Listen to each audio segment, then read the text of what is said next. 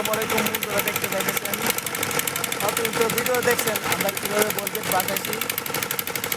বাসানোর video দেখছেন, তো এখন আমরা কীভাবে বাসানোর পরে কীভাবে আমরা বেরেলের মাধ্যমে বাঁচাইছি, বাসানোর পরে কীভাবে আমরা হেঁটে দেখেন তিনটি লুঙ্গা একবারে বাংলা 3 বার হয়ে গেছে। তারপরে দেখেন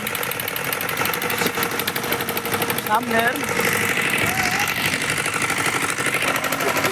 অংশগুলো ভেঙে গেছে।